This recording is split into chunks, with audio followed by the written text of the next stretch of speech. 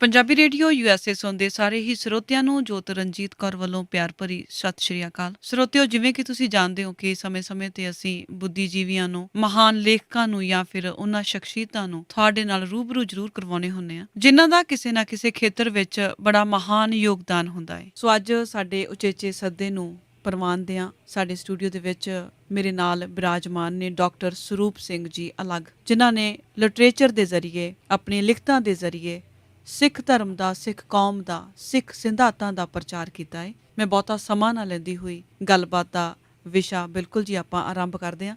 Doctor ਸਾਹਿਬ, ਸਭ ਤੋਂ ਪਹਿਲਾਂ ਸਟੂਡੀਓ ਦੇ ਵਿੱਚ ਤੁਹਾਨੂੰ ਆਉਣ ਦੇ ਲਈ ਸਵਾਗਤ ਆਖਦੀ ਹਾਂ, ਜੀ ਆਇਆਂ ਆਖਦੀ ਹਾਂ, ਤੇ ਪਿਆਰ ਭਰੀ ਨਿੱਘੀ ਜੀ ਸਤਿ ਸ਼੍ਰੀ ਅਕਾਲ। ਬਹੁਤ ਬਹੁਤ ਮਿਹਰਬਾਨੀ ਬੇਟੇ, ਬਹੁਤ ਮਿਹਰਬਾਨੀ। ਮੈਂ ਵੀ ਬਹੁਤ ਧੰਨਵਾਦੀ ਹਾਂ ਪੰਜਾਬ ਰੇਡੀਓ USA ਦਾ ਕਿ ਅੱਜ ਮੈਨੂੰ ਮੌਕਾ ਮਿਲ ਰਿਹਾ ਹੈ ਕੁਝ ਆਪਣੇ ਪਾਠਕਾਂ ਦਾ, ਕੁਝ ਸਰੋਤਿਆਂ ਦਾ, ਕੁਝ ਦਰਸ਼ਕਾਂ ਨਾਲ ਸਾਂਝ ਪਾਉਣ ਦਾ, ਔਰ ਇਸ ਲਈ ਮੈਂ ਤੁਹਾਡਾ ਬਹੁਤ ਧੰਨਵਾਦ ਕਰਦਾ ਜੀ ਡਾਕਟਰ ਸਾਹਿਬ, ਸਭ ਤੋਂ ਪਹਿਲਾਂ ਆਪਾਂ ਸ਼ੁਰੂ ਕਰਦੇ ਹਾਂ ਕਿ ਇਹ ਜਜ਼ਬਾ ਕਿਵੇਂ ਜਾਗਿਆ।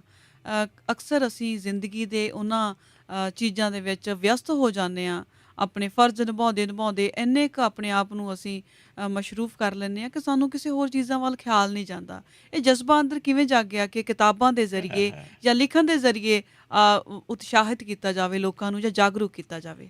ਜੋ ਤੇਰਾ ਸਵਾਲ ਪੁੱਤਰ ਬਹੁਤ ਹੀ ਵਧੀਆ, ਬਹੁਤ ਕੀਮਤੀ ਸਵਾਲ ਹੈ, ਰੀਅਲੀ ਬੇਸਿਕ ਸਵਾਲ ਹੈ।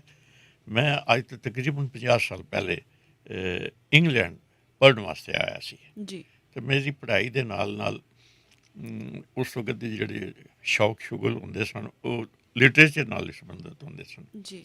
ਮੇਰੇ ਨਾਲ ਇੱਕ ਫਰੈਂਚ ਲੜਕਾ ਵੀ ਪੜ੍ਹਦਾ ਸੀ ਅਤੇ ਸ਼ਾਮ ਨੂੰ ਅਸੀਂ ਜਦੋਂ ਆਪਸ ਗੱਲ ਕਰਨੀ ਅਤੇ ਇੱਕ ਦਿਨ ਉਹਨੇ ਮੈਨੂੰ ਕਿਹਾ, ਤੂੰ ਕੀ ਲਿਖਦਾ? ਮੈਂ ਕਿਹਾ, ਯਾਰ ਮੈਂ ਤਾਂ ਹਲਕਾ ਫੁਲਕਾ ਕੁਛ ਲਿਖਦਾ। ਮੈਨੂੰ ਦੱਸੀਆਂ ਇੱਕ ਦੋ ਗੱਲਾਂ। ਉਹ ਕਹਿੰਦਾ, ਜੇ ਮਾਈਂਡ ਨਾ ਕਰੀ ਮੈਂ ਇੱਕ ਗੱਲ ਕਹਾਂ। ਮੈਂ ਕਿਹਾ, ਦੱਸ।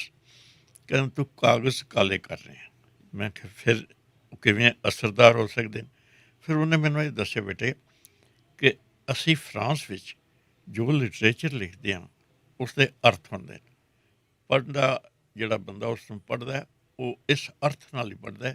ਫਜ਼ੂਲ ਖਰਚੀ ਨਾਲ ਅਸੀਂ ਆਪਣਾ ਟਾਈਮ ਇਸ ਨਹੀਂ ਜ਼ਾਇਆ ਕਰਦੇ। ਅਤੇ ਤੂੰ ਵੀ ਜੇ ਅਗਰ ਮੇਰਾ ਦੋਸਤ ਹੈ ਤਾਂ ਕੋਸ਼ਿਸ਼ ਇਹ ਕਰਕੇ ਉਹ ਕੁਛ ਲਿਖ ਜਿਹਦੇ ਨਾਲ ਦੂਜੇ ਨੂੰ ਕੁਛ ਫਾਇਦਾ ਹੋਵੇ, ਜਾਗਰਤੀ ਹੋਵੇ, ਅਵੇਅਰਨੈਸ ਪੈਦਾ ਹੋਵੇ, ਤੇਰੀ ਸੇਵਾ ਕਿਸੇ ਕਾਰਨ ਅੱਗੇ ਜਾ ਸਕੇ, ਸਕਾਰਥੀ ਹੋ ਸਕੇ। ਮੇਰੇ ਮਨ 'ਚ ਇਹ ਗੱਲ ਬੜੀ ਚੰਗੀ ਲੱਗੀ। ਉਸ ਵਕਤ ਮੈਂ ਯੰਗ ਸਾਂ, ਔਰ ਫਿਰ ਮੈਂ ਸੋਚਿਆ ਮੈਂ ਇਨਫੋਰਮੇਸ਼ਨ ਲਵਾਂ ਕਿੱਥੋਂ। ਮੇਰੇ ਦਿਮਾਗ ਆਇਆ ਵੀ ਗੁਰੂ ਗ੍ਰੰਥ ਸਾਹਿਬ ਜੀ ਸਾਡੇ ਕੋਲ ਹੈਗੇ ਅਤੇ ਇਸ ਤੋਂ ਵੱਡੀ ਤਾਂ ਸ਼ਕਤੀ ਕਿਸੇ ਪਾਸੇ ਹੈ ਨਹੀਂ। ਬਿਲਕੁਲ। ਇਸ ਤੋਂ ਖੂਬਸੂਰਤ ਗਿਆਨ ਕਿਸੇ ਪਾਸੇ ਹੈ ਨਹੀਂ। ਜੇ ਮੈਨੂੰ ਗੁਰੂ ਗ੍ਰੰਥ ਸਾਹਿਬ ਦਾ ਗਿਆਨ ਚੰਗੀ ਤਰ੍ਹਾਂ ਗ੍ਰਹਿਣ ਕਰਨ ਦਾ ਮੌਕਾ ਮਿਲ ਸਕੇ ਤਾਂ ਹੋ ਸਕਦਾ ਮੈਂ ਇਸ ਨੂੰ ਆਧਾਰ ਬਣਾ ਕੇ ਆਪਣੀ ਲਿਖਤਾਂ ਇਹਨਾਂ 'ਤੇ ਲਿਖਾਂ, ਔਰ ਸ਼ਾਇਦ ਲੋਕ ਪਸੰਦ ਵੀ ਕਰਨ ਲੱਗ ਜਾਣ।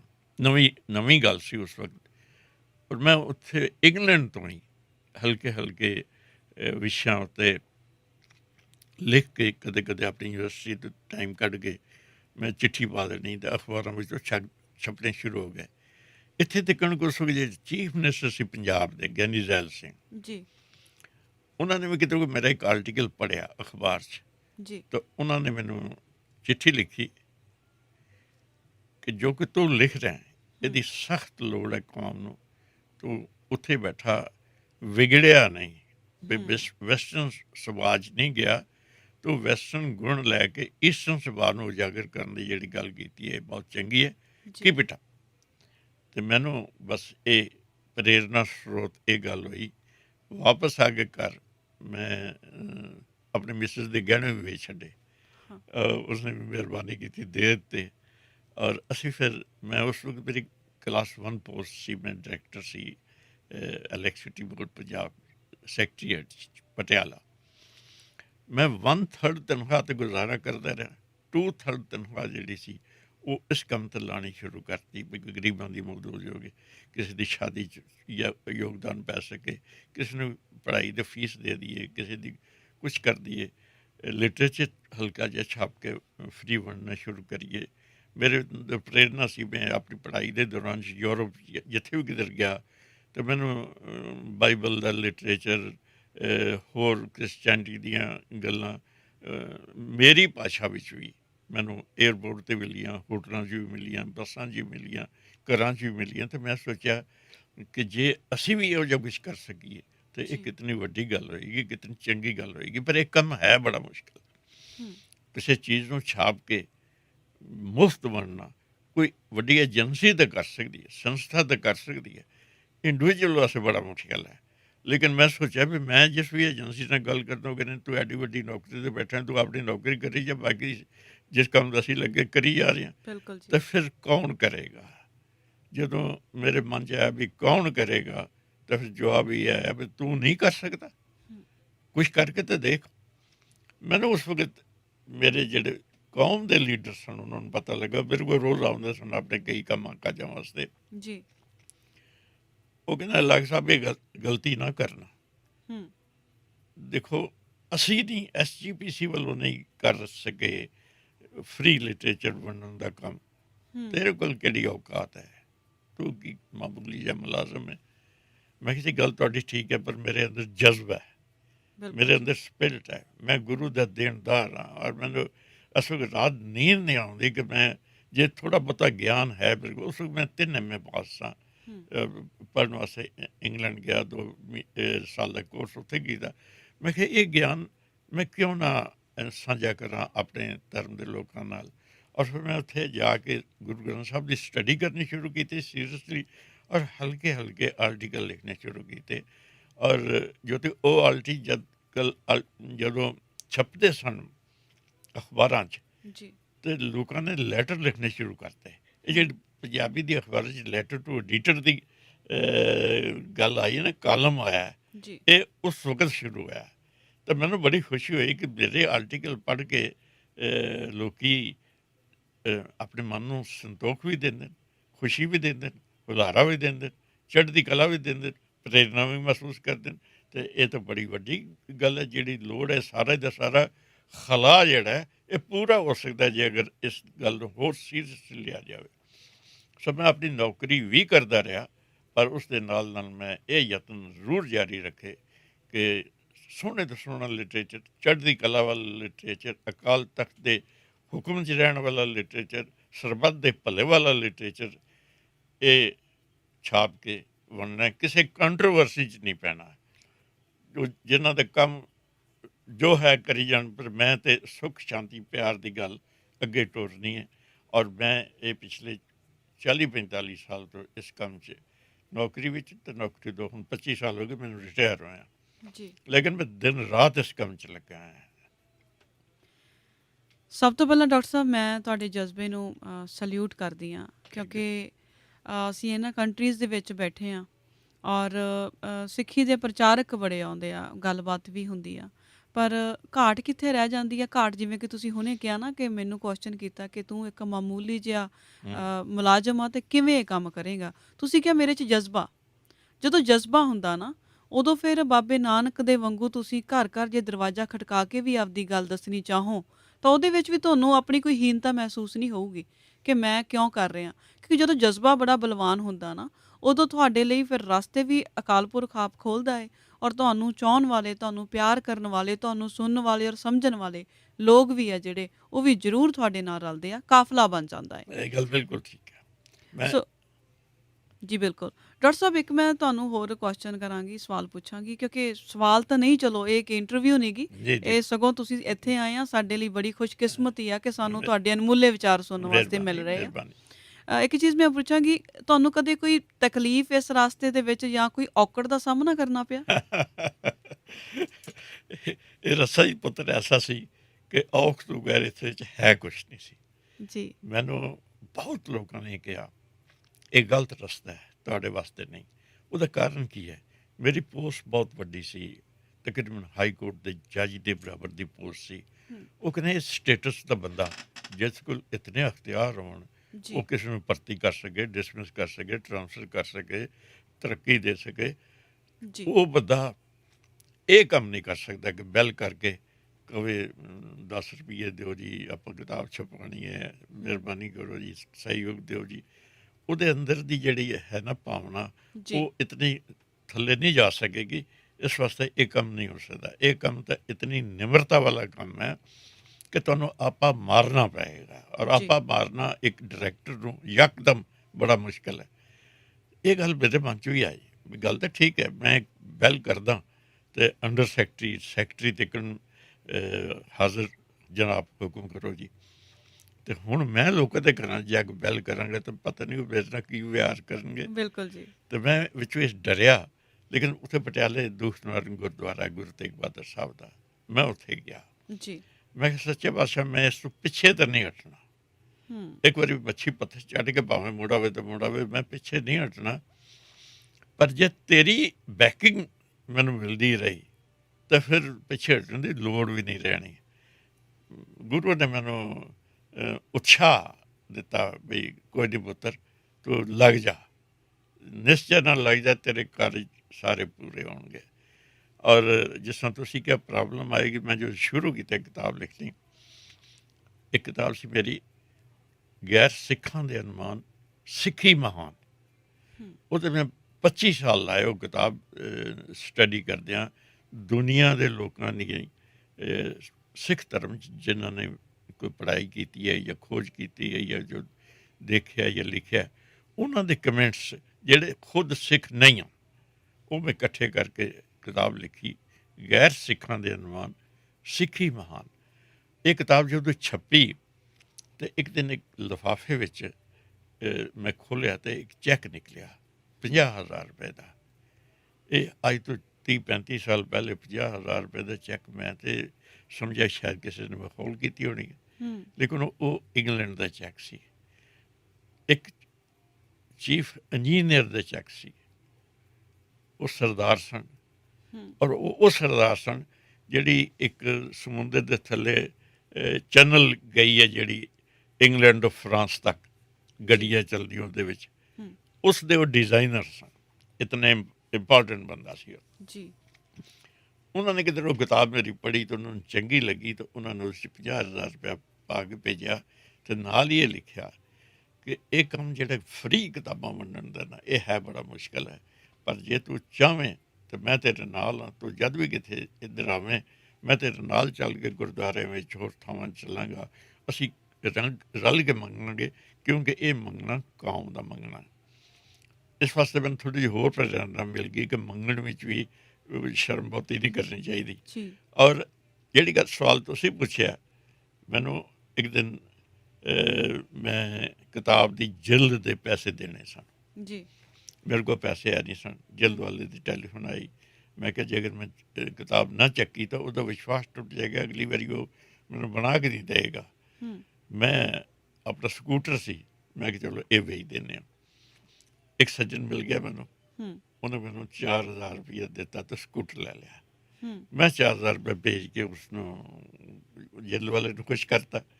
ਉਹ ਮੈਨੂੰ ਪੁੱਛਣ ਲੱਗਾ, ਮੇਰਾ ਵਾਕਫ ਸੀ ਵੀ ਤੂੰ ਸਕੂਟਰ ਕਿਉਂ ਵੇਚ ਰਿਹਾ? ਮੈਂ ਉਹਨੂੰ ਕਿਹਾ, ਮੈਂ ਕਿਹਾ ਮੇਰਾ ਨਵਾਂ ਆ ਗਿਆ ਤਾਂ ਦੋ ਮੈਂ ਕੀ ਕਰਨੇ, ਇਸ ਵਾਸਤੇ ਮੈਂ ਵੇਚ ਰਿਹਾ। ਉਹਨੇ ਵੀ ਠੀਕ ਕੀਤਾ। ਮੈਂ ਉਸਨੂੰ ਐਫੀਡੇਵਿਟ ਲਿਖ ਕੇ ਦੇ ਦਿੱਤਾ ਅਤੇ ਸਕੂਟਰ ਵੇਚਤਾ। 10-15 ਦਿਨਾਂ ਬਾਅਦ ਮੇਰੀ ਮਾੜੀ ਕਿਸਮਤ ਜਾਂ ਮੇਰਾ ਭੇਦ ਖੁੱਲ੍ਹਦਾ ਸੀ।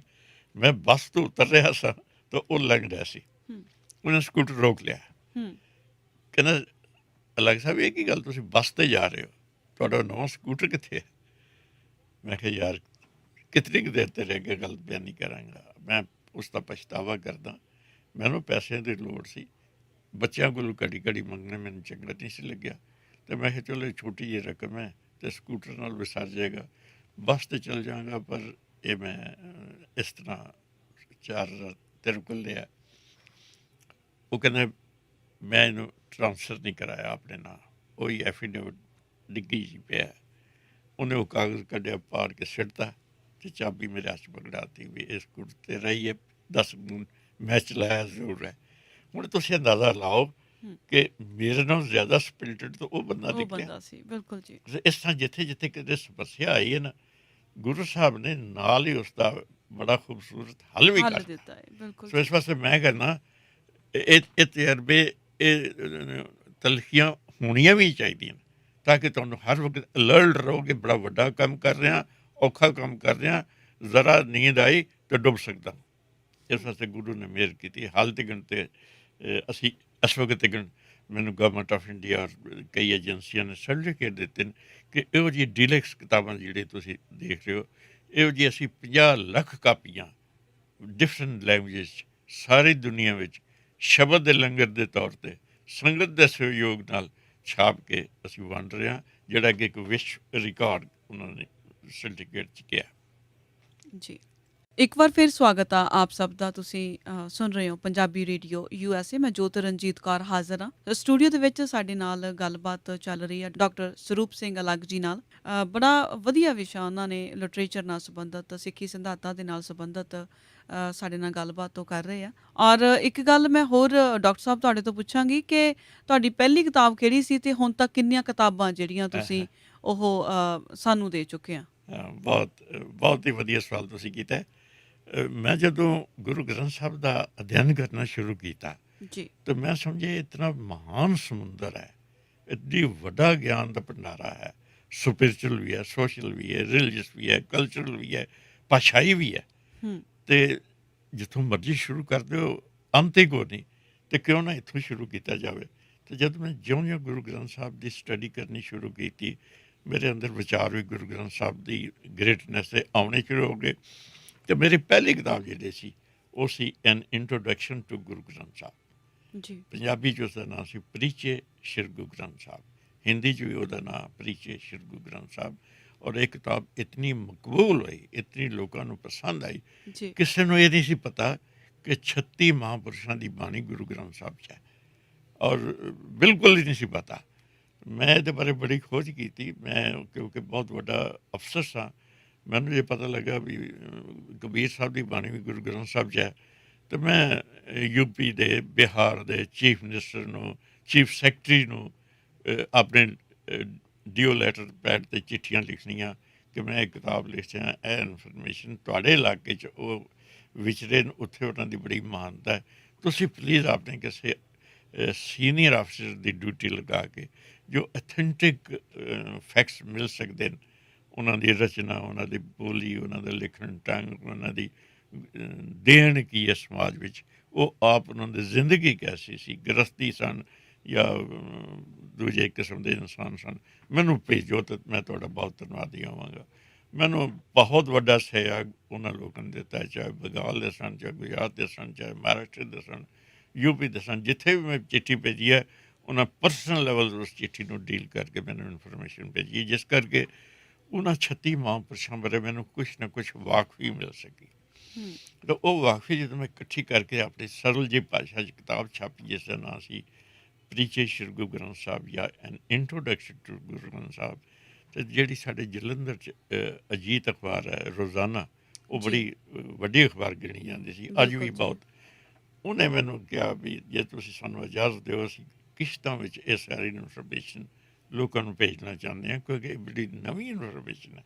ਆਮ ਲੋਕਾਂ ਨੂੰ ਤਾਂ ਹੀ ਪਤਾ ਸ਼ਾਇਦ 5-6 ਗੁਰੂ ਸਾਹਿਬਾਨ ਦੀ ਬਾਣੀ ਹੀ ਗੁਰੂ ਗ੍ਰੰਥ ਸਾਹਿਬ 'ਚ ਹੈ, ਪਰ ਤੁਸੀਂ ਤਾਂ 36 ਦੀ ਬਾਣੀ ਦੱਸਦੇ, ਬਿਲਕੁਲ ਜੀ, 15 ਭਗਤ ਦੱਸਦੇ, 6 ਗੁਰੂ ਸਾਹਿਬਾਨ ਦੱਸਦੇ, 11 ਪੱਟ ਦੱਸਦੇ, 4 ਗੁਰੂ ਘਰ ਦੇ ਸੇਵਕ ਦੱਸਦੇ, ਜਿਹੜੇ ਗੁਰੂ ਦੇ ਸੇਵਕ ਨੇ ਉਹਨਾਂ ਦੀ ਬਾਣੀ ਗੁਰੂ ਗ੍ਰੰਥ ਸਾਹਿਬ 'ਚ ਹੈ। ਆਪੇ ਗੁਰਚੇਲਾ ਵਾਲੀ ਗੱਲ ਜਿਹੜੀ ਹੈ, ਅਤੇ ਇਸ ਤੋਂ ਵੱਡੀ ਹੋਰ ਤਾਂ ਕੋਈ ਹੋ ਨਹੀਂ ਸਕਦੀ। ਅਤੇ ਮੈਂ ਉਹਨਾਂ ਨੂੰ ਕਿਹਾ, ਮੈਂ ਕਿਹਾ ਛਾਪ ਦੇ ਤੋਂ। ਉਹ 2 ਸਾਲ 'ਚ ਜੋ ਜੀ ਉਹਨਾਂ ਨੇ ਛਾਪਿਆ, ਔਰ ਉਸ ਦੀ ਇਤਨੀ ਵੱਡੀ ਰਿਸਪਾਂਸ ਆਈ, ਇਤਨੀ ਵੱਡੀ ਰਿਸਪਾਂਸ ਆਈ ਕਿ ਮੈਂ ਸਮਝਿਆ ਇਹ ਗੱਲ ਬਹੁਤ ਜ਼ਰੂਰੀ ਹੈ। ਬਸ ਇਹ ਸਟਾਰਟ ਸੀ ਮੇਰਾ ਪਹਿਲੀ ਕਿਤਾਬ ਦਾ, ਗੁਰੂ ਦੇ ਨਾਂ 'ਤੇ ਲਿਖਣ ਹੋਈ, ਗੁਰੂ ਗ੍ਰੰਥ ਸਾਹਿਬ ਦੇ ਨਾਂ 'ਤੇ ਲਿਖਣ ਹੋਈ। ਫਿਰ 440 ਰਿਹਾ, ਫਿਰ ਹੁਣ ਤੱਕ ਅਸੀਂ 105 ਕਿਤਾਬਾਂ ਝੋਲੀ ਤਾਂ ਨਹੀਂ ਕਹਿ ਸਕਦੇ ਪਾਈਆਂ, ਪਰ ਅਸੀਂ ਲਿਖ ਕੇ ਗੁਰੂ ਦੇ ਦਰਬਾਰ 'ਚ ਪੇਂਟ ਜ਼ਰੂਰ ਕੀਤੀਆਂ, ਔਰ ਸਾਨੂੰ ਉਹਨਾਂ ਸਾਰਿਆਂ ਬਾਰੇ ਬਹੁਤ ਅੱਛੇ ਕਮੈਂਟਸ ਆਏ। ਇੱਥੇ ਤੱਕ ਕਿ ਕੁਝ ਕਿਤਾਬਾਂ ਦੇ 150 ਐਡੀਸ਼ਨ ਵੀ ਛਪ ਚੁੱਕੇ, ਔਰ ਡੀਲੈਕਸ ਐਡੀਸ਼ਨ ਛਪ ਰਹੇ। ਮੇਰੀ ਇੱਕ ਕਿਤਾਬ ਹੈ ਹਰਮੰਦਰ ਦਰਸ਼ਨ, ਉਸ ਦੇ ਅਸੀਂ 209 ਡੀਲੈਕਸ ਐਡੀਸ਼ਨ ਛਾਪ ਕੇ, ਸੁਪਰ ਡੀਲੈਕਸ ਐਡੀਸ਼ਨ ਛਾਪ ਕੇ ਸਾਰੇ ਸੰਸਾਰ 'ਚ ਵੰਡੇ ਨੇ, ਔਰ ਦੁਨੀਆ ਦੀ ਹਰ ਰਿਕਾਰਡ ਏਜੰਸੀ ਨੇ ਸਾਨੂੰ ਸਰਟੀਫਿਕੇਟ ਭੇਜਿਆ ਕਿ ਇਸ ਤੋਂ ਵੱਡੀ ਅਚੀਵਮੈਂਟ ਕਿਸੇ ਰੀਜਨਲ ਲੈਂਗੁਏਜ 'ਚ ਨਹੀਂ ਹੋ ਸਕਦੀ। ਮੈਨੂੰ UNO 'ਚ ਅਸੀਂ ਉਹਦੀਆਂ 5 ਕਾਪੀਆਂ ਭੇਜੀਆਂ, ਮੈਨੂੰ ਉਸ ਵਕਤ ਬਲਕਿ ਮੂਨ UN ਸੈਕਟਰੀ ਹੁੰਦੇ ਸਨ, ਉਹਨਾਂ ਦੇ ਟੈਲੀਫੋਨ ਆਈ ਕਿ ਮੈਂ ਤਾਂ ਸਮਝਿਆ ਸੀ ਪੰਜਾਬੀ 50 ਸਾਲਾਂ 'ਚ ਮਰ ਜਾਏਗੀ, ਪਰ ਜਿਸ ਢੰਗ ਨਾਲ ਤੂੰ ਪੰਜਾਬੀ ਦੀ ਸੇਵਾ ਕਰ ਰਿਹਾ ਔਰ ਜਿਸ ਕਿਸਮ ਦੀਆਂ ਮੈਂ ਕਿਤਾਬਾਂ ਦੇਖ ਰਿਹਾ, ਇਹ ਤਾਂ ਨਹੀਂ ਮਰ ਸਕਦੀ। ਮੈਂ ਉਹਨਾਂ ਨੂੰ ਕਿਹਾ, ਮੈਂ ਕਿਹਾ ਦੁਨੀਆ ਦੇ ਸਭ ਭਾਸ਼ਾਵਾਂ ਨੂੰ ਨੁਕਸਾਨ ਹੋ ਸਕਦਾ ਹੈ, ਪਰ ਜਿਸ ਭਾਸ਼ਾ ਵਿੱਚ ਗੁਰੂ ਗ੍ਰੰਥ ਸਾਹਿਬ ਲਿਖੇ ਹੋਣ ਉਸ ਨੂੰ ਤਾਂ ਬਖਸ਼ਿਸ਼ਾਂ ਦਾ ਹੀ ਅੰਤ ਕੋਈ ਨਹੀਂ ਹੋਏਗਾ। ਅਤੇ ਗੁਰੂ ਗ੍ਰੰਥ ਸਾਹਿਬ ਦੀ ਤਾਂ ਕੋਈ ਇਹ ਸੋਚਿਆ ਵੀ ਨਹੀਂ ਜਾ ਸਕਦਾ ਵੀ ਇਹ ਦੁਨੀਆ ਉਹਨਾਂ ਤੋਂ ਬਗੈਰ ਰਹਿ ਸਕਦੀ ਹੈ। ਇਸ ਵਾਸਤੇ ਜਦ ਤੱਕ ਗੁਰੂ ਗ੍ਰੰਥ ਸਾਹਿਬ ਕਾਇਮ ਹੈ, ਇਹ ਪੰਜਾਬੀ ਜਿਹੜੀ ਹੈ ਕਾਇਮ ਹੈ, ਤੁਸੀਂ ਇਸ ਬਾਰੇ ਚਿੰਤਾ ਨਾ ਕਰੋ। ਤਾਂ ਉੱਥੇ ਇੱਕ ਬੜੀ ਨਵੀਂ ਕਿਸਮ ਦੀ ਰੋਸ਼ਨੀ ਪੈਦਾ ਹੋਈ। ਮੈਂ ਆਪਣੀ ਕਿਤਾਬ, ਮੈਨੂੰ ਪੋਪ ਦੀ ਆਉਂਦੀ ਹੁੰਦੀ ਸੀ ਹਰ ਸਾਲ 25 ਦਸੰਬਰ ਦੇ ਨੇੜੇ, ਕੰਗ੍ਰੈਚੁਲੇਸ਼ਨ, ਚੰਗੀ ਗੱਲ ਸੀ, ਮੈਂ ਵੀ ਜਵਾਬ ਦਿੰਦਾ ਰਿਹਾ। ਇੱਕ ਦਿਨ ਮੈਂ ਇਹ ਕਿਤਾਬ ਭੇਜਤੀ ਆਪਣੀ ਇੰਟਰੋਡਕਸ਼ਨ ਟੂ ਗੁਰੂ ਗ੍ਰੰਥ ਸਾਹਿਬ, ਤੇ ਨਾਲ ਲਿਖਿਆ ਵੀ ਠੀਕ ਹੈ ਤੁਸੀਂ ਬਹੁਤ ਵੱਡੀ ਸੇਵਾ ਕਰ ਰਹੇ ਹੋ, ਸਾਰੀ ਦੁਨੀਆ 'ਚ ਉਜਾਗਰ ਕਰ ਰਹੇ ਹੋ, ਸਾਡੇ ਕੋਲ ਸਾਧਨ ਵੀ ਨਹੀਂ, ਸਾਡੀ ਕੌਮ ਦੇ ਲੋਕਾਂ ਨੂੰ ਹਾਲੇ ਪਤਾ ਵੀ ਨਹੀਂ, ਲੇਕਿਨ ਮੈਂ ਤੁਹਾਨੂੰ ਰਿਕੁਐਸਟ ਕਰਦਾ ਵੀ ਜੋ ਕੁਝ ਤੁਸੀਂ ਲਿਖਦੇ ਹੋ ਇਸ ਤੋਂ ਵੱਧ ਤਾਂ ਗੁਰੂ ਨਾਨਕ ਸਾਹਿਬ ਨੇ ਆਮ ਲੋਕਾਂ ਨੂੰ ਦੱਸਿਆ, ਤਾਂ ਤੁਸੀਂ ਮੇਰੀ ਸਲਾਹ ਬਣੋ ਅਤੇ ਗੁਰੂ ਨਾਨਕ ਸਾਹਿਬ ਦੇ ਪ੍ਰਕਾਸ਼ ਪੁਰਬ ਵਾਲੇ ਦਿਨ ਤੁਸੀਂ ਇੱਕ ਇਹ ਵੀ ਚਿੱਠੀ ਪਾਇਆ ਕਰੋ ਦੁਨੀਆ ਨੂੰ ਵੀ ਗੁਰੂ ਨਾਨਕ ਨੂੰ ਵੀ ਬਹੁਤ ਕੁਛ ਕੀਤਾ। ਉਹਨਾਂ ਨੂੰ ਮੇਰੀ ਗੱਲ ਜੱਚ ਗਈ ਔਰ ਉਸ ਦਾ ਨਤੀਜਾ ਹੋਇਆ ਕਿ ਨੈਕਸਟ ਈਅਰ ਗੁਰੂ ਨਾਨਕ ਸਾਹਿਬ ਦੇ ਪ੍ਰਕਾਸ਼ ਪੁਰਬ 'ਤੇ ਮੈਨੂੰ ਪੋਪ ਦੀ ਚਿੱਠੀ ਆਈ, ਔਰ ਉਹ ਸਾਈਕਲੋ ਸਟਾਈਲ ਚਿੱਠੀ ਸੀ, ਪ੍ਰਿੰਟਡ ਚਿੱਠੀ ਸੀ, ਜਿਹੜੀ ਉਹਨਾਂ ਨੇ 500 ਸਿੱਖਾਂ ਨੂੰ ਭੇਜੀ ਕਿ ਗੁਰੂ ਨਾਨਕ ਸਾਹਿਬ ਨੇ ਇਹ ਕੀਤਾ, ਉਹ ਕੀਤਾ, ਸੇਵਾ ਕੀਤੀ, ਸਰਬੱਤ ਦਾ ਭਲਾ ਕੀਤਾ, ਸਾਨੂੰ ਇਹ ਰਸਤਾ ਅਗਰ ਅਸੀਂ ਅਡਾਪਟ ਕਰ ਲਈਏ ਤਾਂ ਦੁਨੀਆ 'ਚ ਸੁੱਖ ਸਾਧਨ ਵੱਧ ਸਕਦੇ। ਕ੍ਰਿਸਚੈਨਿਟੀ ਵੀ ਇਹਨਾਂ ਗੱਲਾਂ ਨੂੰ ਪਸੰਦ ਕਰਦੀ ਹੈ, ਔਰ ਰਲ ਕੇ ਦੁਨੀਆ 'ਚ ਸੁੱਖ ਦਈਏ, ਦੁਨੀਆ ਦੀ ਨਫ਼ਰਤ ਘਟਾਈਏ। ਤਾਂ ਮੈਂ ਸਮਝਦਾ ਸੀ ਜਿੱਥੇ ਵੀ ਕਿਤੇ ਸਾਨੂੰ ਮੌਕਾ ਮਿਲਿਆ, ਜੇ ਅਮਰੀਕਾ 'ਚ ਉਹ ਟਵਿਨ ਟਾਵਰ ਢਾਏ ਗਏ ਤਾਂ ਅਸੀਂ ਉਸੇ ਵਕਤ ਕਿਤਾਬ ਲਿਖੀ mistaken identity of the Sikhs, ਬਈ ਟਾਵਰ ਤੇ ਢਾਣ ਵਾਲੇ ਕੋਈ ਹੋਰ ਮਾਰ ਜਿਹੜੀ ਉਹ ਸਿੱਖਾਂ ਨੂੰ ਪੈ ਰਹੀ ਹੈ। ਤਾਂ ਉਹ ਮੇਰੀ ਕਿਤਾਬ ਮੈਂ 6 ਦਿਨਾਂ 'ਚ ਕਿਤਾਬ ਤਿਆਰ ਕਰਕੇ ਅਸੀਂ ਫਿਰ ਅਮਰੀਕਾ ਆ ਗਏ, ਕੈਨੇਡਾ ਦੇ ਪ੍ਰਾਈਮ ਮਿਨਿਸਟਰ ਨੂੰ ਕਿਤਾਬ ਰਿਲੀਜ਼ ਕੀਤੀ, ਬੜੀ ਚੰਗੀ ਲੱਗੀ, ਉਸਨੇ ਬੜਾ ਅਸਰ ਪੈਦਾ ਕੀਤਾ, ਕਿਉਂਕਿ ਜਿੱਥੇ ਸਿੱਖਾਂ ਨੂੰ ਮਾਰ ਪੈਂਦੇ ਸੀ ਉੱਥੇ ਉਹਨੇ ਠੰਡ ਪੈਦਾ ਕਰਨੀ ਸ਼ੁਰੂ ਕਰਤੀ, ਵਾਕਫੀ ਲੋਕਾਂ ਨੂੰ ਮਿਲਣੀ ਸ਼ੁਰੂ ਹੋਈ ਵੀ ਵਾਕਈ ਸਿੱਖ ਤੇ ਥੋੜ੍ਹੀ ਜਿਹੀ ਇਹਨਾਂ ਦੀ ਰਿਜ਼ੈਂਬਲੈਂਸ ਹੈ, ਉਹਨਾਂ ਨਾਲ ਵੀ ਇਹਨਾਂ ਦੀ ਦਾੜੀ ਹੈ ਜਾਂ ਇਹਨਾਂ ਦੀ ਪਗੜੀ ਹੈ, ਪਰ ਬਾਕੀ ਤਾਂ ਇਹਨਾਂ ਦੀ ਫਿਲਾਸਫੀ ਬਿਲਕੁਲ ਡਿਫਰੈਂਟ ਹੈ। ਸਾਨੂੰ ਇਹ ਤਾਂ ਸਾਡੇ ਦੋਸਤ ਨੇ ਸਿੱਖ, ਸਾਰੀ ਦੁਨੀਆ 'ਚ ਇਹ ਕਹਿੰਦਾ ਕਿ ਸਭ ਕੋ ਮੀਤ ਹਮ ਆਪਨ ਕੀ ਨਾ, ਹਮ ਸਭਨਾ ਕੇ ਸਾਜਨ, ਇਹਨਾਂ ਨੂੰ ਕਿਉਂ ਮਾਰ ਦਿਓ ਜੀ। ਇਹ ਤਾਂ ਬੁਸ਼ ਨੇ ਕਿਹਾ ਕਿ ਮੈਂ ਵੀ ਟਾਵਰ ਦੇਖਣ ਗਿਆ ਅਤੇ ਮੈਂ ਦੇਖਿਆ ਤਾਂ ਸਿੱਖ ਡਾਕਟਰ ਅਤੇ ਸਿੱਖ ਬੰਦੇ ਲੰਗਰ ਲੈ ਕੇ ਵੀ ਗਏ ਸਨ ਅਤੇ ਇਲਾਜ ਵੀ ਕਰ ਰਹੇ ਸਨ। ਬਿਲਕੁਲ ਜੀ। ਅਤੇ ਸਾਨੂੰ ਤਾਂ ਸ਼ਾਬਾਸ਼ ਦੇਣੀ ਚਾਹੀਦੀ ਇਹਨਾਂ ਨੂੰ, ਪਰ ਹਾਲਾਤ ਉਲਟ ਹੋ ਗਏ ਵੀ ਅਸੀਂ ਇਹਨਾਂ ਉੱਤੇ ਗਲਤੀ ਨਾਲ ਜ਼ਿਆਦਤੀ ਕਰ ਰਹੇ ਹਾਂ। ਫਿਰ ਮੈਨੂੰ ਲੋਕਾਂ ਨੇ ਕਿਹਾ ਇਹ ਠੀਕ ਹੈ ਕਿਤਾਬ ਬੜੀ ਸੋਹਣੀ, mistaken identity of the Sikhs, ਪਰ ਸਾਡੇ ਪੰਜਾਬੀਆਂ ਨੂੰ ਵੀ ਨਹੀਂ ਪਤਾ ਵੀ ਅਸੀਂ ਕੀ ਕਹੀਏ ਅਤੇ ਕਿਵੇਂ ਕਰੀਏ। ਫਿਰ ਮੈਂ ਉਸ ਕਿਤਾਬ ਦਾ ਨਾਂ ਲਿਖਿਆ ਵਿਦੇਸ਼ਾਂ ਵਿੱਚ ਸਿੱਖਾਂ ਦੀ ਪਛਾਣ ਦੀ ਸਮੱਸਿਆ, ਇਹ ਮੈਂ ਪੰਜਾਬੀ ਲਿਖ ਕੇ ਭੇਜੀ। ਇਹਨਾਂ ਦੋਨਾਂ ਨੇ ਜਿਤਨਾ ਕੁ ਹੋ ਸਕਿਆ ਇਨਕਲਾਬ ਲਿਆਂਦਾ ਹੈ। ਯੂਰਪ 'ਚ ਵੀ ਠੰਡ ਪੈ ਗਈ, ਅਮਰੀਕਾ 'ਚ ਵੀ ਕਾਫੀ ਫਰਕ ਪਿਆ, ਔਰ ਮੈਂ ਸਮਝਦਾ ਇਹ ਕਿਤਾਬ ਅਗਰ ਐਸਾ ਡਾਕੂਮੈਂਟ ਸਮਝ ਲਿਆ ਜਾਵੇ ਕਿ ਮਨੁੱਖ ਨੂੰ ਮਨੁੱਖ ਬਣਾਈ ਰੱਖਣ ਵਾਸਤੇ ਬੜਾ ਜ਼ਰੂਰੀ ਹੈ, ਅਤੇ ਇਹ ਗਲਤ ਨਹੀਂ ਹੋਏਗਾ। ਜਦੋਂ ਮਿਲਵਾਕੀ 'ਚ 6 ਸਿੱਖ ਸ਼ਹੀਦ ਹੋ ਗਏ, ਮੈਂ ਓਬਾਮਾ ਨੂੰ ਕਾਪੀਆਂ ਭੇਜੀਆਂ, ਓਬਾਮਾ ਨੇ ਆਪਣੀ ਮਿਸਿਸ ਨੂੰ ਕਾਪੀਆਂ ਦੇ ਕੇ ਮੈਨੂੰ ਪਤਾ ਲੱਗਾ, ਉੱਥੇ ਮਿਲਵਾਕੀ ਭੇਜਿਆ ਵੀ ਅਸੀਂ ਤਾਂ ਤੁਹਾਡਾ ਇਤਨਾ ਰਿਸਪੈਕਟ ਕਰਦੇ ਹਾਂ, ਸਤਿਕਾਰ ਕਰਦੇ ਹਾਂ, ਇਹ ਜੋ ਕੁਝ ਹੋਇਆ ਜ਼ਿਆਦਤੀ ਹੋਈ ਹੈ, ਕਿਸੇ ਸਿਰਫ ਦੀ ਇੱਕ ਘਟਨਾ, ਪਰ ਅਸੀਂ ਤੁਹਾਡੇ ਨਾਲ ਹਾਂ। ਸਿੱਖਾਂ ਨੇ ਬਹੁਤ ਵੱਡੀ ਦੇਣ ਕੀਤੀ ਹੈ ਸਾਰੀ ਦੁਨੀਆ 'ਚ ਵੀ ਔਰ ਅਮਰੀਕਨ ਸੰਸਾਰ ਵਿੱਚ ਵੀ। ਤਾਂ ਮੈਂ ਸਮਝਦਾ ਅਸੀਂ ਪਿਆਰ ਵੰਡੀਏ, ਪਿਆਰ ਫੈਲਾਈਏ, ਨੇਕੀ ਵੰਡੀਏ, ਜਿਸ ਤਰ੍ਹਾਂ ਗੁਰੂ ਨਾਨਕ ਸਾਹਿਬ ਕਹਿੰਦੇ ਸਨ, ਸੱਚ, ਨੇਕੀ, ਪਿਆਰ, ਹਮਦਰਦੀ, ਸੇਵਾ, ਸਿਮਰਨ, ਸਰਬੱਤ ਦਾ ਭਲਾ, ਵੰਡ ਛਕਣਾ, ਨੇਕ ਕਿਰਤ ਕਰਨੀ, ਆਪਣੀ ਗ੍ਰਸਤੀ ਨੂੰ ਪਾਲਣਾ, ਅੱਛੇ ਸਮਾਜ ਦੀ ਸਿਰਜਣਾ ਕਰਨੀ, ਸਭ ਨਾਲ ਮਿੱਤਰਤਾ ਦੀ ਭਾਵਨਾ 'ਚ ਰਹਿਣਾ, ਇਹ ਗੱਲਾਂ ਦੁਨੀਆ ਨੂੰ ਚਾਹੀਦੀਆਂ। ਤਦ ਇਹ ਦੁਨੀਆ ਜਿਹੜੀ ਇਸ ਵਕਤ ਮੈਂ ਸਮਝਦਾ ਬਰੂਦ ਦੇ ਢੇਰ 'ਤੇ ਬੈਠੀ ਹੈ ਦੁਨੀਆ, ਨਫ਼ਰਤ ਦੇ ਢੇਰ 'ਤੇ ਬੈਠੀ ਹੈ ਦੁਨੀਆ, ਜੀ ਜੇ ਅਸੀਂ ਗੁਰੂ ਨਾਨਕ ਸਾਹਿਬ ਦੀ ਫਿਲਾਸਫੀ ਨੂੰ ਸੰਸਾਰ ਤੱਕ ਲੈ ਜਾਈਏ ਤਾਂ ਮੇਰੇ ਖਿਆਲ ਪਿਆਰ ਦਾ ਵਾਧਾ ਹੋਏਗਾ। ਔਰ ਹੁਣ ਮੌਕਾ ਵੀ ਹੈ ਕਿ 550 ਸਾਲਾ ਅਸੀਂ ਮਨਾ ਰਹੇ ਹਾਂ ਅਗਲੇ ਸਾਲ ਗੁਰੂ ਨਾਨਕ ਸਾਹਿਬ ਦੇ ਪ੍ਰਕਾਸ਼ ਪੁਰਬ ਦੇ। ਜੀ 600 ਸਾਲਾਂ ਤਾਂ ਪਤਾ ਨਹੀਂ ਸਾਡੇ 'ਚ ਕੌਣ ਮਨਾਏਗਾ, ਭਾਗਾਂ ਵਾਲਾ ਹੀ ਮਨਾਏਗਾ। ਪਰ ਬਿਲਕੁਲ ਜੀ ਅੱਜ ਵੀ ਤਾਂ ਸਾਡਾ ਇਹ ਫਰਜ਼ ਬਣਦਾ ਹੈ ਨਾ ਕਿ ਅਸੀਂ ਬੜੇ ਅਮੀਰ ਹੋ ਗਏ ਹਾਂ। ਸਾਡੇ ਕੋਲ ਗੁਰੂ ਮਹਾਰਾਜ ਨੇ ਬੜੀ ਠਾਠ ਮਾਠ ਦਿੱਤੀ, ਕੋਠੀਆਂ ਬੰਗਲੇ ਕਾਰਾਂ ਗੱਡੀਆਂ ਖੇਤ ਸਭ ਕੁਝ ਦਿੱਤੇ ਇੱਥੇ। ਪਰ ਜੇ ਅਸੀਂ ਆਪਣੇ ਵਾਸਤੇ ਹੀ ਵਰਤਣਾ ਤਾਂ ਫਿਰ ਸਾਡੀ ਇਸ ਅਮੀਰੀ ਦਾ ਕੋਈ ਬਹੁਤਾ ਅਰਥ ਨਹੀਂ ਰਹਿੰਦਾ।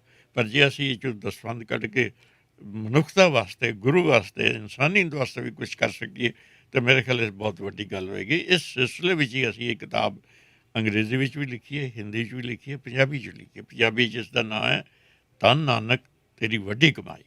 ਹਿੰਦੀ 'ਚ ਹੈ ਸਤਿਗੁਰ ਨਾਨਕ ਪ੍ਰਗਟਿਆ। ਅੰਗਰੇਜ਼ੀ 'ਚ ਹੈ ਗੁਰੂ ਨਾਨਕ ਦਾ ਮਾਸਟਰ ਡਿਵਾਈਨ। ਔਰ ਅਸੀਂ ਇਹਨਾਂ ਦੇ 37 ਐਡੀਸ਼ਨ ਛਾਪ ਕੇ ਹੁਣ ਤੱਕ ਵੰਡ ਚੁੱਕੇ ਹਾਂ, ਫ੍ਰੀ ਵੰਡ ਚੁੱਕੇ ਹਾਂ। ਔਰ ਅਰਦਾਸ ਇਹ ਕੀਤੀ ਹੈ ਕਿ ਜਿਹੜਾ ਦਿਨ 12 ਨਵੰਬਰ 2019 ਨੂੰ ਉਹ ਪੁਰਬ ਆਉਣਾ ਹੈ, ਬਾਈ ਦੈਟ ਟਾਈਮ ਅਸੀਂ ਇਹਨਾਂ ਕਿਤਾਬਾਂ ਦੇ 101 ਐਡੀਸ਼ਨ ਸੰਗਤਾਂ ਦੇ ਸਹਿਯੋਗ ਨਾਲ ਛਾਪ ਕੇ ਅਸੀਂ ਸਾਰੀ ਦੁਨੀਆ 'ਚ ਵੰਡਣਾ ਚਾਹੁੰਦੇ ਹਾਂ। ਔਰ ਦਰਬਾਰ ਸਾਹਿਬ ਦੀ ਦਰਵਟਨੀ 'ਤੇ ਰੱਖ ਕੇ ਉਹਨਾਂ ਦਾਨੀਆਂ ਦੇ ਨਾਂ ਦੀ ਅਰਦਾਸ ਕਰਾਉਣਾ ਚਾਹਾਂਗੇ, ਪ੍ਰਸ਼ਾਦ ਕਰਾਉਣਾ ਚਾਹਾਂਗੇ ਜਿਨ੍ਹਾਂ ਨੇ ਗੁਰੂ ਦੀ ਗੱਲ ਨੂੰ ਅੱਗੇ ਟੋਰਨ ਵਾਸਤੇ ਆਪਣੀ ਸੇਵਾ ਸਫਲੀ ਕੀਤੀ। ਡਾਕਟਰ ਸਾਹਿਬ ਬਹੁਤ ਅੱਛੀ ਗੱਲ ਆ, ਬੜੇ ਵਿਸਥਾਰ ਦੇ ਨਾਲ ਤੁਸੀਂ ਇਹਨਾਂ ਚੀਜ਼ਾਂ ਦੇ ਬਾਰੇ ਚਾਨਣਾ ਪਾਇਆ, ਕਿਉਂਕਿ ਭਾਵਨਾਵਾਂ ਜਿਹੜੀਆਂ ਹੁੰਦੀਆਂ ਨਾ ਉਹ ਸਾਫ਼ ਸੁਥਰੀਆਂ ਸੱਚੀਆਂ ਹੋਣ ਤਾਂ ਉਹਨੂੰ ਜਾਗ ਲੱਗਦਾ ਹੈ। ਬਿਲਕੁਲ। ਸੋ ਇੱਕ ਜਾਂਦੇ ਜਾਂਦੇ ਮੈਂ ਇੱਕ ਹੋਰ ਤੁਹਾਨੂੰ ਜ਼ਰੂਰ ਸਵਾਲ ਕਰਾਂਗੀ ਕਿ ਹਰ ਇੱਕ ਭਾਵਨਾ ਦੇ ਪਿੱਛੇ ਇੱਕ ਆਸ ਹੁੰਦੀ ਹੈ। ਤੁਹਾਨੂੰ ਕਦੇ ਐਦਾਂ ਮਹਿਸੂਸ ਹੋਇਆ ਕਿ ਮੇਰੇ ਇਸ ਕਾਫਲੇ ਦੇ ਵਿੱਚ ਮੈਂ ਚਾਹੁੰਦਾ ਹਾਂ ਕਿ ਆਹ ਬੰਦੇ ਜਾਂ ਸੰਸਥਾਵਾਂ ਮੇਰੇ ਨਾਲ ਮੋਢੇ ਨਾਲ ਮੋਢਾ, ਕਦਮ ਨਾਲ ਕਦਮ ਮਿਲਾ ਕੇ ਚੱਲਣ? ਕਦੇ ਕੋਈ ਆਸ ਹੋਈ ਹੈ? ਮੈਂ ਸਮਝਦਾ ਜਿਹੜੇ ਤੁਸੀਂ ਪਹਿਲੇ ਸ਼ਬਦ ਕਹੇ ਨਾ ਵੀ ਬੰਦਾ ਆਪਣੇ ਰਸਤੇ 'ਤੇ ਇਮਾਨਦਾਰੀ ਨਾਲ ਚੱਲਦਾ ਰਹੇ ਤਾਂ ਉਹ ਆਸਤਾ ਆਸਤਾ ਕਾਫਲਾ ਬਣ ਜਾਂਦਾ। ਜੀ ਮੈਂ ਵੀ ਇਹ ਸੋਚ ਕੇ ਨਹੀਂ ਚੱਲਿਆ ਕਿ ਮੇਰੇ ਕੋਲ $50,000 ਹੋਣਗੇ, ਮੇਰੇ ਨਾਲ 25 ਬੰਦੇ ਕੰਮ ਕਰਨ ਲਿਆਉਣਗੇ, ਇਹ ਲਿਖਾਰੀ ਹੋਣਗੇ, ਪ੍ਰੈਸ ਆਪਣਾ ਹੋਏਗਾ, ਫਿਰ ਸ਼ੁਰੂ ਕਰਾਂਗੇ। ਇਹ ਕਦੇ ਵੀ ਨਹੀਂ ਹੋਏਗਾ। ਮੈਂ ਤਾਂ ਸਿਰਫ ਆਪਣੀ ਕਲਮ, ਗੁਰੂ ਦਾ ਨਿਸ਼ਚਾ ਤੇ 2 ਕਾਗਜ਼ ਲੈ ਕੇ ਸ਼ੁਰੂ ਕੀਤਾ। ਇਹ ਵਾਕਈ ਹੁਣ ਕਾਫਲਾ ਬਣਦਾ ਜਾ ਰਿਹਾ ਕਿ ਹੁਣ ਆਸਟ੍ਰੇਲੀਆ ਤੋਂ ਸਾਨੂੰ ਸਿੰਘ ਕਰਨ ਸਾਡੀ ਥੋੜ੍ਹੀ ਜਿਹੀ ਮਾਇਆ ਲੈ ਲਓ ਜੀ। 2 ਕਿਤਾਬਾਂ ਸਾਡੀਆਂ ਛਾਪ ਦਿਓ, ਨਿਊਜ਼ੀਲੈਂਡ ਤੋਂ, ਅਮਰੀਕਾ ਤੋਂ, ਕੈਨੇਡਾ ਤੋਂ, ਦਿੱਲੀ ਤੋਂ, ਲੁਧਿਆਣੇ ਤੋਂ, ਸਾਰੀ ਦੁਨੀਆ ਹੁਣ ਇਸ ਗੱਲ ਨੂੰ ਮਹਿਸੂਸ ਕਰਨ ਲੱਗੀ ਹੈ। ਉਹਨਾਂ ਨੂੰ ਸਿਰਫ ਯਕੀਨ ਇਹ ਚਾਹੀਦਾ ਸੀ ਕਿ ਜਿਸ ਬੰਦੇ ਨੂੰ ਅਸੀਂ ਸੇਵਾ ਦੇ ਰਹੇ ਹਾਂ ਕਿ ਉਹ ਇਮਾਨਦਾਰੀ ਨਾਲ ਵਰਤੇਗਾ ਕਿ ਆਪਣੇ ਮਹਿਲ ਮਾੜੀਆਂ ਬਣਾ ਲਏਗਾ। ਅਸੀਂ ਇੱਥੇ ਮੈਂ ਕੋਈ ਬਹਿਸ ਨਹੀਂ ਕਰਦਾ, ਪਰ ਅਸੀਂ ਇੱਥੇ ਕੋਈ ਰਾਗੀ ਆਉਂਦੇ ਨੇ, ਪ੍ਰਚਾਰਕ ਆਉਂਦੇ ਨੇ, ਉਹ ਸੇਵਾ ਕਰਦੇ ਨੇ। ਤੁਸੀਂ ਜੋ ਕੁਛ ਵੀ ਉਹਨਾਂ ਨੂੰ ਦਿੰਦੇ ਹੋ ਉਹ ਉਹਨਾਂ ਦੀ ਜ਼ਾਤੀ ਦੌਲਤ ਬਣ ਜਾਂਦੀ ਹੈ। ਉਹ ਜਿਵੇਂ ਚਾਹਣ ਉਸ ਨੂੰ ਵਰਤਣ। ਲੇਕਿਨ ਸਾਨੂੰ ਜੋ ਕੁਛ ਕੋ ਦਿੰਦਾ ਅਸੀਂ ਕਮਿਟਡ ਹਾਂ ਆਪਣੇ ਗੁਰੂ ਅੱਗੇ, and we are answerable to our God ਕਿ ਅਸੀਂ ਉਸ ਵਿੱਚ ਇੱਕ ਪੈਸੇ ਦੀ ਵੀ ਰਵਾਦਾਰੀ ਨਹੀਂ ਕਰ ਸਕਦੇ। ਅਸੀਂ ਆਪਣੀਆਂ ਗੱਡੀਆਂ ਵਰਤਦੇ ਹਾਂ, ਆਪਣਾ ਘਰ ਵਰਤਦੇ ਹਾਂ, ਆਪਣੀ ਥਾਂ ਵਰਤਦੇ ਹਾਂ, ਆਪਣੀ ਮਿਹਨਤ ਵਰਤਦੇ ਹਾਂ, ਆਪਣਾ ਦਸਵੰਧ ਵਰਤਦੇ ਹਾਂ, ਕਿਉਂਕਿ ਇੱਕ ਮਿਸ਼ਨ ਹੈ। ਮੈਨੂੰ ਕਿਸੇ ਨੇ ਕਿਹਾ ਨਹੀਂ ਵੀ ਤੂੰ ਇਹ ਕੰਮ ਕਰ, ਮੈਨੂੰ ਅੰਦਰ ਇੱਕ ਜਜ਼ਬੇ ਨੇ ਮੈਨੂੰ ਲਾਇਆ। ਤਾਂ ਹੁਣ ਉਹ ਚੇਟੇ ਕਿਤਨੀ ਕਿ ਲੱਗ ਚੁੱਕੀ ਹੈ ਕਿ 50 ਸਾਲ ਜਿਹੜੇ ਮੇਰੇ ਬੱਚੇ ਵੀ ਨੇ, ਭਾਵੇਂ ਉਹਨਾਂ ਦੀ ਆਪਣੀ ਫੈਕਟਰੀ ਨਾਲ, ਆਪਣੇ ਕੰਮ ਨਾਲ, ਆਪਣੀਆਂ ਪੜ੍ਹਾਈਆਂ, ਪਰ ਉਹ ਮੈਨੂੰ ਬਹੁਤ ਮਦਦ ਦੇ ਰਹੇ। ਅਤੇ ਇਹ ਕਾਫਲਾ ਇੱਕ ਨਵੇਂ ਕਿਸਮ ਦਾ ਕਾਫਲਾ ਜਿਸ ਦਾ ਮੈਂਬਰ ਕੋਈ ਵੀ ਨਹੀਂ ਸਾਹਮਣੇ ਦਿਸਦਾ। ਹੁਣ ਜੋਤ ਮੇਰੀ ਸਭ ਤੋਂ ਵੱਡੀ ਇਸ ਵਕਤ ਹੈਗੀ ਹੈ ਲੀਡਰ। ਲੇਕਿਨ ਜੇ ਕੋਈ ਕਹੇ ਜੋਤ ਦਿਖਾ ਦਿਓ ਤਾਂ ਮੈਂ ਤਾਂ ਇਹੀ ਕਹਿ ਸਕਦਾ ਉਹਦੀ ਆਵਾਜ਼ ਸੁਣੋ ਤਾਂ ਉਹਦੇ ਵਿਚਾਰ ਸੁਣੋ। ਸੋ ਇਹ ਐਸਾ ਨਵਾਂ ਕਾਫਲਾ ਜਿਹੜੇ ਲੋਕ ਹੁਣ ਮਹਿਸੂਸ ਕਰਦੇ ਨੇ ਕਿ ਰੀਅਲੀ ਕੰਮ ਕਰਨ ਵਾਲੇ ਬੰਦੇ ਨੂੰ ਵਾਹਿਗੁਰੂ ਆਪ ਸਹਾਈ ਹੁੰਦਾ ਔਰ ਕੋਈ ਨਾ ਕੋਈ ਰਸਤੇ ਜ਼ਰੂਰ ਕੱਢ ਦਿੰਦਾ। ਅਸੀਂ ਲੱਗੇ ਹਾਂ ਇਸ ਕੰਮ 'ਚ, ਬਹੁਤ ਤੇਜ਼ੀ ਨਾਲ ਲੱਗੇ ਹਾਂ। ਮੇਰੀ ਇਹ ਅਰਦਾਸ ਹੈ ਕਿ ਅਸੀਂ ਸਾਰੇ ਹੁੰਮ ਆ ਕੇ ਗੁਰੂ ਸਾਹਿਬ ਦੇ ਪ੍ਰਕਾਸ਼ ਪੁਰਬ ਇਸ ਢੰਗ ਨਾਲ ਮਨਾਈਏ ਕਿ ਦੁਨੀਆ ਮਹਿਸੂਸ ਕਰਨ ਲੱਗ ਜਾਵੇ ਕਿ ਗੁਰੂ ਨਾਨਕ ਸਾਹਿਬ ਨੇ ਜਿਹੜੇ 70 ਸਾਲ ਸਾਡੇ ਵਾਸਤੇ ਲਾਏ, 39,000 ਕਿਲੋਮੀਟਰ ਪੈਂਡਾ ਉਹਨਾਂ ਨੇ ਉਸ ਵਕਤ ਤੈਅ ਕੀਤਾ ਜਿਸ ਵਿੱਚ ਨਾ ਕੋਈ ਸੜਕ, ਨਾ ਕੋਈ ਜਹਾਜ਼, ਨਾ ਕੋਈ ਕਾਰ ਹੁੰਦੀ ਸੀ, ਔਰ ਭੁੱਖੇ ਵੀ ਰਹੇ, ਸਾਰਾ ਕੁਛ ਕੀਤਾ, ਔਰ 2 ਰੁਪਈਏ ਉਹਨਾਂ ਕੋਲ ਅੰਤ ਤੱਕ ਨਹੀਂ ਸੁਣੇ ਗਏ। ਇਹ ਹੈ ਉਹਨਾਂ ਦੀ ਗ੍ਰੇਟਨੈਸ। ਅੱਜ ਅਸੀਂ ਉਹਨਾਂ ਨੂੰ ਯਾਦ ਕਰਦੇ ਹਾਂ। 25 ਸਾਲ ਲਗਾਤਾਰ ਉਹ ਦੁਨੀਆ ਨੂੰ ਪੈਗਾਮ ਦਿੰਦੇ ਰਹੇ ਨੇ ਔਰ ਅਖੀਰਲੇ ਦਮ ਤੱਕ ਉਹ ਲੱਗੇ ਰਹੇ ਨੇ।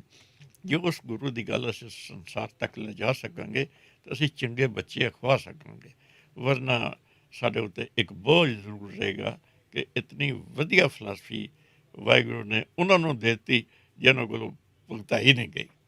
ਸੋ ਮੈਂ ਅਪੀਲ ਵੀ ਕਰਾਂਗਾ ਕਿ ਉਹ ਸਾਨੂੰ ਕੰਟੈਕਟ ਕਰਨ, ਇਸ ਕੰਮ 'ਚ ਵੱਧ ਤੋਂ ਵੱਧ ਯੋਗਦਾਨ ਪਾਉਣ। ਮੈਂ ਜੇ ਇਜਾਜ਼ਤ ਦਿਓ ਤਾਂ ਮੈਂ ਆਪਣਾ ਇੰਡੀਆ ਦਾ ਮੋਬਾਈਲ ਨੰਬਰ ਦੇ ਸਕਦਾ। ਜ਼ਰੂਰ ਜੀ। ਨੰਬਰ ਹੈ ਮੇਰਾ 9815323523 9815323523 ਇਹ ਨੰਬਰ ਹਰ ਵਕਤ ਚੱਲਦਾ ਹੈ। ਔਰ ਅਗਰ ਕਿਸੇ ਨੇ ਕੋਈ ਕਿਤਾਬ ਛਪਾਉਣੀ ਹੈ, ਕੋਈ ਸੇਵਾ ਦੇਣੀ ਹੈ, ਕੋਈ ਸਾਡੇ ਕੋਲ ਕਿਤਾਬਾਂ ਲੈਣੀਆਂ ਹਨ, ਅਸੀਂ ਹਰ ਥਾਂ 'ਤੇ ਕਿਤਾਬਾਂ ਬੁਣਦੇ ਹਾਂ। ਇੱਥੇ ਜਿਤਨੀ ਖਾਲਸਾ ਪਰੇਡਾਂ ਹੁੰਦੀਆਂ ਨੇ ਜਾਂ ਵਿਸਾਖੀ ਦੇ ਸਮਾਗਮ ਹੁੰਦੇ ਨੇ ਜਾਂ ਸਿੱਖ ਦਿਹਾੜੇ ਹੁੰਦੇ ਜਾਂ ਫਲੋਟ ਨਿਕਲਦਾ ਜਿਹੜਾ, ਅਸੀਂ ਉੱਥੇ ਬੜੇ ਬੜੇ ਵੱਡੇ ਸਟਾਲ ਲਾਉਂਦੇ ਹਾਂ। ਔਰ ਉਹ ਕਿਤਾਬਾਂ ਜਿਹੜੇ ਗੋਰੇ ਵੀ ਲੈ ਕੇ ਜਾਂਦੇ ਤਾਂ ਉਹ ਕਹਿੰਦੇ ਇਹ ਇੱਕ ਨਵੀਂ ਗੱਲ ਹੈ, ਅਸੀਂ ਪਹਿਲੇ ਨਹੀਂ ਸੀ ਸੋਚ ਸਕਦੇ ਕਿ ਇਹੋ ਜਿਹੀਆਂ ਖੂਬਸੂਰਤ ਕਿਤਾਬਾਂ ਸਾਡੇ ਤੋਂ ਬਗੈਰ ਕੋਈ ਹੋਰ ਬੰਦਾ ਛਾਪ ਸਕਦਾ। ਪਰ ਤੁਸੀਂ ਤਾਂ ਜੋ ਸ਼ੁਰੂ ਕੀਤਾ ਸਾਡਾ ਉੱਤੇ ਹੋ ਕੇ ਛਾਪਣੀਆਂ ਸ਼ੁਰੂ ਕੀਤੀਆਂ। ਸੋ ਜੋਤ ਇਹ ਇੱਕ ਜੋਤ ਜਗਣ ਦੀ ਗੱਲ ਹੀ, ਔਰ ਜੇ ਜਗਦੀ ਰਹੀ ਤੇ ਰੋਸ਼ਨੀ, ਪ੍ਰਕਾਸ਼, ਖੁਸ਼ੀ, ਚੜ੍ਹਦੀ ਕਲਾ, ਹੁਲਾਸ ਔਰ ਸਰਬੱਤ ਦੇ ਭਲੇ ਦੀ ਭਾਵਨਾ ਨੂੰ ਅੱਗੇ ਟੋਰਦੇ ਹਾਂ, ਅਸੀਂ ਦੁਨੀਆ 'ਚ ਸੁੱਖ ਸ਼ਾਂਤੀ ਪੈਦਾ ਕਰ ਸਕਦੇ ਹਾਂ। ਸ਼ਾਇਦ ਗੁਰੂ ਨਾਨਕ ਸਾਹਿਬ ਇਸ 'ਚ ਖੁਸ਼ ਹੋਣ। ਔਰ ਗੁਰੂ ਗ੍ਰੰਥ ਸਾਹਿਬ ਦਾ ਤਾਂ ਉਪਦੇਸ਼ ਹੀ ਇਹੀ ਹੈ।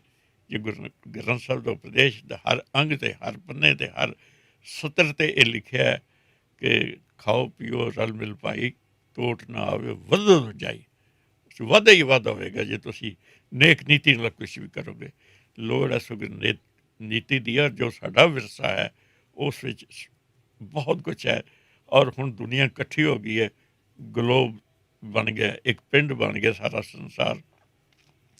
ਉਸ ਹਾਲਤ ਵਿੱਚ ਗੱਲ ਹੁਣ ਤੁਹਾਡੇ ਰੇਡੀਓ ਦੀ ਗੱਲ ਸ਼ਾਇਦ ਸਾਰੀ ਦੁਨੀਆ ਚੱਲ ਜਾਵੇਗੀ ਜੀ। ਅਤੇ ਇਸ ਤੋਂ ਸੌਖਾ ਹੋਰ ਕਿਹੜਾ ਸਾਧਨ ਹੋ ਸਕਦਾ ਹੈ ਕਿਸੇ ਨੂੰ ਆਪਣੇ ਨਾਲ ਜੋੜਨ ਦਾ, ਆਪਣੀ ਗੱਲ ਦੱਸਣ ਦਾ, ਉਹਦੇ ਵਿਚਾਰ ਗ੍ਰਹਿਣ ਕਰਨ ਦਾ, ਆਪਣੇ ਵਿਚਾਰ ਸਾਂਝੇ ਕਰਨ ਦਾ।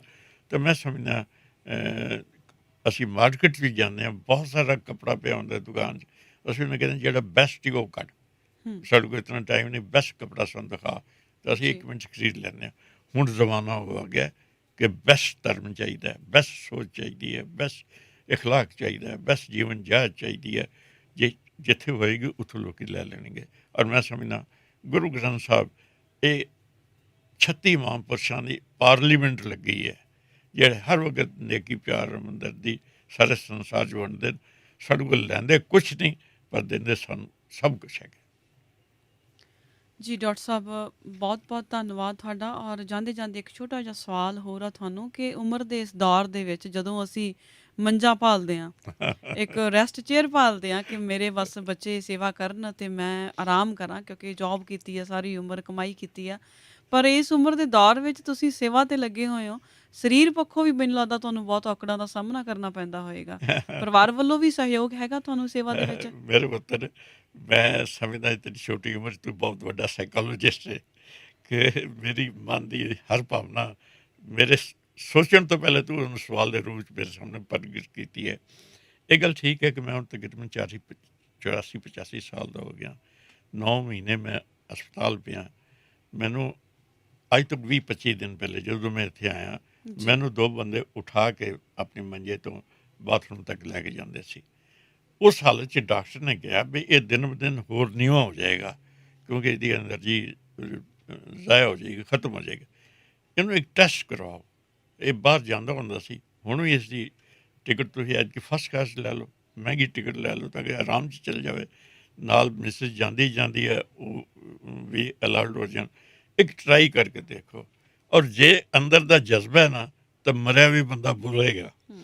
ਔਰ ਮੈਂ ਹਾਲੇ ਤੱਕ ਮੇਰੇ ਕਈ ਦਿਨ ਹੋ ਗਏ ਮੈਂ ਇੱਥੇ ਆਇਆ, ਮੈਨੂੰ ਮਹਿਸੂਸ ਨਹੀਂ ਹੋਇਆ ਕਿ ਮੈਂ ਬਿਮਾਰ ਹਾਂ ਜਾਂ ਮੈਂ ਔਖਾ ਜਾਂ ਮੈਂ ਉਮਰ ਦੇ ਉਸ ਖੇਤਰ 'ਚ ਲੰਘ ਰਿਹਾ ਜਿੱਥੇ ਮੈਨੂੰ ਸਿਰਫ ਮੰਜਾ ਹੀ ਚਾਹੀਦਾ। ਔਰ ਜਿੱਥੇ ਤੱਕ ਬੱਚਿਆਂ ਦਾ ਸੰਬੰਧ ਹੈ, ਮੇਰੇ ਵਾਸਤੇ ਬਹੁਤ ਕਰਦੇ, ਬੜੀ ਇੱਜ਼ਤ ਕਰਦੇ ਨੇ। ਮੇਰੇ ਦੋਨੋਂ ਲੜਕੇ PhD MA ਹੈਗੇ, ਮੇਰੀਆਂ ਦੋਨੋਂ ਨੂੰਹਾਂ ਡਬਲ MA ਹੈਗੀਆਂ। ਤਾਂ ਸਾਡੇ ਘਰ 'ਚ ਹੀ ਯੂਨੀਵਰਸਿਟੀ ਹੈ ਛੋਟੀ ਜੀ, ਹੂੰ ਅਸੀਂ ਕੰਮ ਕਰਦੇ ਹਾਂ। ਔਰ ਉਹ ਆਪਣਾ ਆਪਣਾ ਕੰਮ ਵੀ ਕਰਦੇ ਨੇ, ਉਹਨਾਂ ਦੇ ਜਿਹੜੇ ਕੰਮ ਨੂੰ ਉਹਦੇ 'ਚ ਵੀ ਉਹ ਆਪਣੇ ਮੈਨੇਜਰ ਦੀ ਵੀ ਮਦਦ ਮੈਨੂੰ ਲੈ ਦੇਣਗੇ, ਹੋਰ ਵੀ ਸਪੋਰਟ ਲੈ ਦੇਣਗੇ, ਤਾਂ ਕਿ ਸਾਡਾ ਇਹ ਕਾਰਜ ਜਿਹੜਾ ਮਨੁੱਖਤਾ ਦੇ ਭਲੇ ਦਾ ਕਾਰਜ ਹੈ, ਇਹ ਪ੍ਰਾਇੋਰਟੀ 'ਤੇ ਚੱਲੇ। ਬਾਕੀ ਸਾਰੇ ਕੰਮ ਸਾਡੇ ਵਾਸਤੇ ਨੰਬਰ 2 'ਤੇ ਹੈਗੇ। ਤਾਂ ਮੈਂ ਹਾਲ ਤੱਕ ਤਾਂ ਰੱਬ ਦਾ ਬਹੁਤ ਧੰਨਵਾਦ ਕਰਦਾ ਕਿ ਜੇ ਗੁਰੂ ਮਹਾਰਾਜ ਨੇ ਸਾਨੂੰ ਹਰ ਮੋਰਚੇ ਵਿੱਚ ਸਹਿਯੋਗ ਦੇ ਕੇ ਅੱਗੇ ਟੋਰਿਆ, ਅਤੇ ਸਮਝ ਲਓ ਸਾਡੀ ਗੱਲ ਨੂੰ ਪ੍ਰਵਾਨ ਕਰ ਰਹੇ ਨੇ, ਉਹ ਹਾਲੇ ਸਾਡੇ ਨਾਲ ਨਾਰਾਜ਼ ਨਹੀਂ ਹੋਏ। ਮੈਨੂੰ ਤੁਹਾਡੇ ਨਾਲ ਗੱਲਾਂ ਕਰਕੇ ਬਹੁਤ ਖੁਸ਼ੀ ਮਹਿਸੂਸ ਹੋ ਰਹੀ ਹੈ।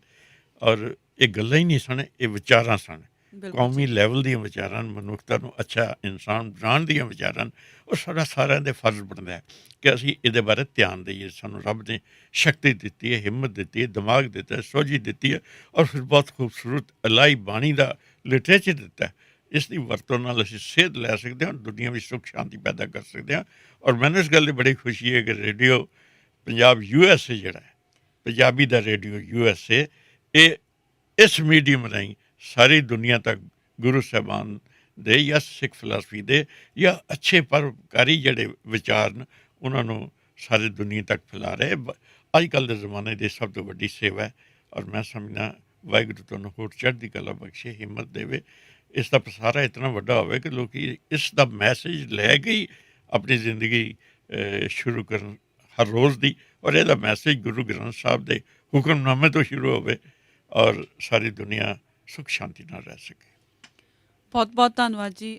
ਡਾਕਟਰ ਸਰੂਪ ਸਿੰਘ ਜੀ ਅਲੱਗ ਸਾਡੇ ਨਾਲ ਅੱਜ ਸਟੂਡੀਓ ਦੇ ਵਿੱਚ ਵਿਰਾਜਮਾਨ ਆ। ਬੜੇ ਬਹੁਮੁੱਲੇ ਇਹਨਾਂ ਨੇ ਵਿਚਾਰ ਸਾਡੇ ਨਾਲ ਸਾਂਝੇ ਕੀਤੇ ਆ, ਔਰ ਪੰਜਾਬੀ ਰੇਡੀਓ USA ਦੀ ਪੂਰੀ ਟੀਮ ਵੱਲੋਂ ਮੈਂ ਇਹਨਾਂ ਦਾ ਬਹੁਤ ਬਹੁਤ ਧੰਨਵਾਦ ਕਰਦੀ ਹਾਂ।